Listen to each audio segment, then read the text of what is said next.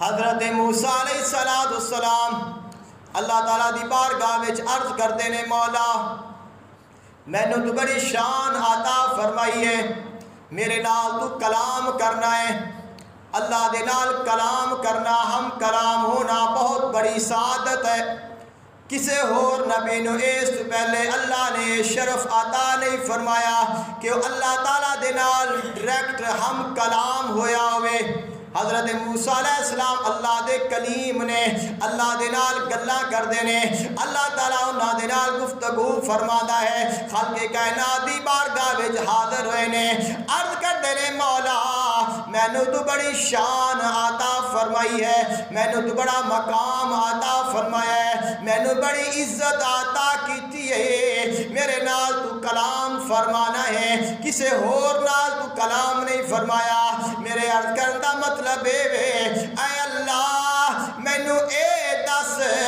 کوئی میرے تو بھی تینوں پیارا ہے، کوئی ایسا دنیا تے ہور بھی ہے جڑا تینوں میرے تو بھی عزیز ہوئے، جڑا تینوں میرے تو بھی محبوب ہوئے، جنوں تو میرے تو بھی زیادہ شان عطا فرمائی ہوئے۔ خالق کائنات نے فرمایا اے موسیٰ ہاں ہے، ایک ایسا میرا حبیب ہے جڑا تیرے نالوں بھی افضل ہے، مینوں تیرے نالوں بھی پیارا ہے، تیرے نال میں گلاں کیتیاں نے، میں اس حبیب نو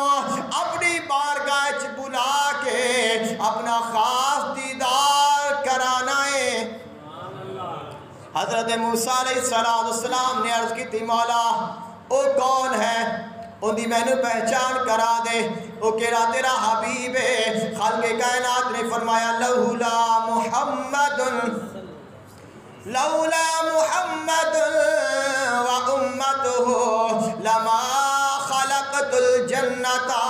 ولا النار ولا الشمس ولا القمر ولا ملكا مقربا ولا نبيا مرسلا ولا إياك متعالى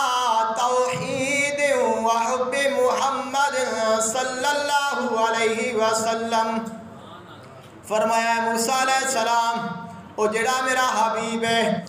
اس میرے حبیب دا نام محمد ہے، اور اگر میرا وہ حبیب نہ ہوندا، اگر میں محمد نو پیدا نہ فرمادا، اگر میں محمد نو نہ بنادا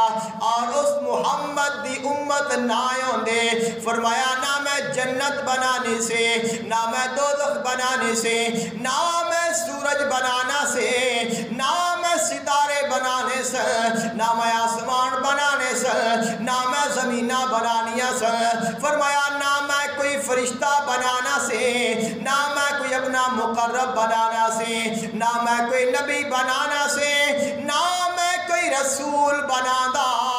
یہاں تک کہ اگر میرا حبیب نہ ہوندا میں تینوں بھی نہیں بنانا سے۔ اور تیرے واسطے لازم ہے اے جانن تو بعد توحید تے قائم رہے